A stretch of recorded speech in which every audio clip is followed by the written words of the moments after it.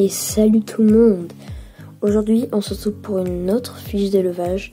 Alors aujourd'hui, on va parler des Messor Barbarus. Actuellement, je filme avec ma lentille macro que j'ai reçue dans l'après-midi. Je trouve que la qualité est nettement supérieure à celle de mon téléphone précédemment. Quand je dis la qualité elle est meilleure, c'est que on peut voir par exemple les petits morceaux sur la patte de la fourmi. Alors, déjà, première chose qu'il faut savoir sur la Messor Barbarus, sur cette espèce, c'est qu'elle est granivore, carnivore, mais elle n'est pas fruitivore. Alors, qu'est-ce que ça veut dire tout ça? Alors déjà, carnivore, ça veut dire qu'elle peut manger tout ce qui est insectes, viande, donc moi je leur donne soit des gines mortes, soit des grillons, soit des moustiques, toutes sortes de nourriture. Moi je leur donne régulièrement des morceaux de steak cru. Vous pouvez aussi leur donner de la mie de pain et elles raffolent, comme on la voit sur cette vidéo, de cette graine. Alors, cette graine, c'est une graine de quoi? Cette graine, tout simplement, c'est une graine de pissenlit. C'est-à-dire que vous allez aller chercher dans votre jardin, si vous en avez, et vous allez retirer la fleur. Vous allez avoir une partie où est-ce qu'il y a plein de pétales blanches, et une partie dans cette pétale où est-ce que vous verrez la graine. Donc vous allez retirer toute la partie blanche qui rattache la graine directement à ce qui s'envole, et vous leur donnez que les graines. Alors aussi, les Messor Barbarus, elles mangent des graines alpistes. Donc les graines alpistes, si je dis pas de bêtises, il me semble que c'est des graines qui viennent de Suisse, si je ne dis pas de bêtises. Alors moi j'ai acheté des mélanges de graines, c'est-à-dire que c'est des mélanges de graines alpistes avec d'autres graines. Alors pourquoi des mélanges? Parce que tout simplement les mélanges, ça permet de diversifier l'alimentation et de leur donner plus de chances de fonder une colonie qui va devenir de plus en plus grosse et plus rapidement, et cela plus rapidement. C'est pour ça que je fais justement cette fiche d'élevage. Alors, elle n'est pas fruitivore, c'est-à-dire qu'elle ne mange pas de fruits. Si vous voulez une espèce qui mange des fruits, je vous conseillerais tout ce qui est lasius. Voilà. Voilà. Alors, la Messor Barbarus, la gine, c'est quand même une gine qui est assez grosse. On peut la trouver dans le sud de la France, on peut la trouver en Italie, en Espagne et au sud de l'Algérie, au nord de l'Algérie, pardon. Alors c'est une espèce qui au début, si vous mettez un petit insecte pour voir comment elle réagit, vos ouvrières, entre 15 et 20 ouvrières, les ouvrières ne vont chercher qu'à fuir. Entre 20 et 25 ouvrières, elles vont déjà un tout petit peu mordre sur l'ouvrière tout en restant, tout en ayant quand même ses gardes un peu, ses distances. Et à partir de à peu près 60 ouvrières, là c'est vraiment le combat à mort.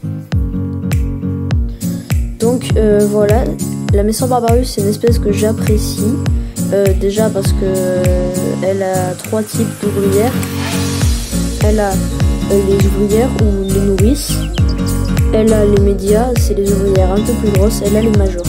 Les majors, chez les Messor en général, donc que ce soit Messor Barbarus, Messor minor, Messor capitatus,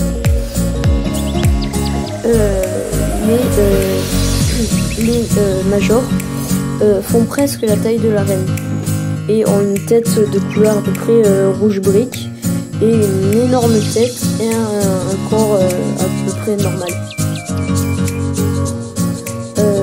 Donc voilà, le type de nid, ça peut être du nid building, c'est ce que je vous recommande.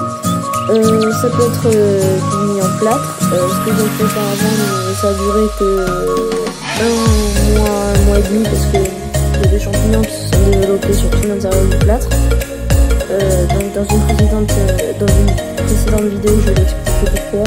Je vous invite à y aller si vous voulez plus d'informations. Également les nids en béton cellulaire. Alors faites attention parce que les messors, elles peuvent creuser le béton cellulaire. Alors le béton cellulaire, c'est vraiment l'option, c'est vraiment le dernier recours. C'est le dernier recours si vous n'avez plus de place. Bon, je pense que j'ai fait un peu tout le tour. Sur ce, moi je vous dis ciao, à une prochaine vidéo. Et salut tout le monde. Aujourd'hui, on se retrouve pour une autre fiche d'élevage. Alors aujourd'hui, on va parler des Nessor barbarus. Actuellement, je filme avec la lentille macro que j'ai reçue dans l'après-midi. Je trouve que la qualité est nettement supérieure à celle de mon téléphone précédemment. Quand je dis la qualité est meilleure, c'est qu'on peut voir par exemple les petits morceaux sur la catégorie.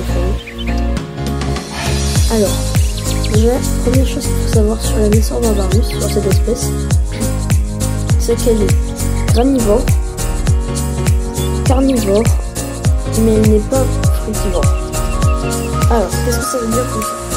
Alors déjà, carnivore, ça veut dire qu'elle peut manger tout ce qui est insectes et viande, donc moi je redonne soit des génies mortes, soit des grillons, soit des moustiques, toutes sortes de nourriture. Moi je leur donne régulièrement des morceaux de steak cru.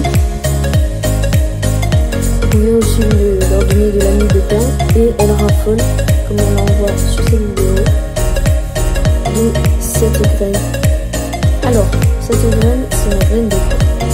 Cette graine, tout simplement, c'est une graine de pissenlit. C'est-à-dire que vous allez aller chercher dans votre jardin, si vous en avez, et vous allez retirer la fleur. Vous allez avoir une partie où il y a plein de pétales blanches, et une partie dans cette pétale où est-ce que vous verrez la graine. Donc vous allez retirer toute la partie blanche qui rattache la graine directement à ce qui s'envole, et vous leur donnez que les graines. Alors aussi, les Nessor barbarus, elles mangent des graines alpistes. Donc les graines alpistes, si je dis pas de bêtises, il me semble que c'est des graines qui viennent de Suisse, si je ne dis pas de bêtises. Alors moi j'ai acheté des mélanges de graines, c'est-à-dire que c'est des mélanges de graines alpistes avec d'autres graines. Alors pourquoi des mélanges? Parce que tout simplement les mélanges, ça permet de diversifier l'alimentation et de leur donner plus de chances de fonder une colonie qui va devenir de plus en plus grosse et plus rapidement, et cela plus rapidement. C'est pour ça que je fais justement cette fiche d'élevage. Alors, elle n'est pas fruitivore, c'est-à-dire qu'elle ne mange pas de fruits. Si vous voulez une espèce qui mange des fruits, je vous conseillerais tout ce qui est Lasius. Voilà. Voilà. Alors, la Nessor barbarus, la gine, c'est quand même une gine qui est assez grosse. On peut la trouver dans le sud de la France, on peut la trouver en Italie, en Espagne et au sud de l'Algérie. Au nord de l'Algérie, pardon. Alors c'est une espèce qui au début, si vous mettez un petit insecte pour voir comment elle réagit, vos ouvrières, entre 15 et 20 ouvrières, les ouvrières ne vont chercher qu'à fuir. Entre 20 et 25 ouvrières, elles vont déjà un tout petit peu mordre sur l'ouvrière tout en restant, tout en ayant quand même ses gardes un peu, ses distances. Et à partir de à peu près 60 ouvrières, là c'est vraiment le combat à mort. Donc voilà, la Nessor barbarus c'est une espèce que j'apprécie, déjà parce que elle a 3 types d'ouvrières. Elle a les ouvrières ou les nourrices. Elle a les médias, c'est les ouvrières un peu plus grosses. Elle a les majors. Les majors, chez les Messors en général, donc que ce soit Messor Barbarius, Messor Minor, Messor Capitatus, les majors font presque la taille de la reine et ont une tête de couleur à peu près rouge brique et une énorme tête et un corps à peu près normal.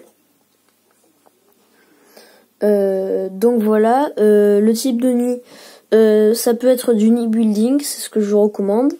Ça peut être du nid en plâtre, ce que j'ai fait auparavant, mais ça a duré que un mois et demi parce que il y a des champignons qui se sont développés sur tout l'intérieur du plâtre.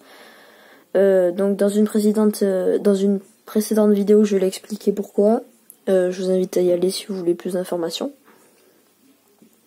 Également les nids en béton cellulaire. Alors faites attention parce que les Messors, elles peuvent creuser le béton cellulaire. Alors le béton cellulaire, c'est vraiment l'option, c'est vraiment le dernier recours. C'est le dernier recours si vous n'avez plus de place. Bon, je pense que j'ai fait un peu tout le tour. Sur ce, moi je vous dis ciao, à une prochaine vidéo.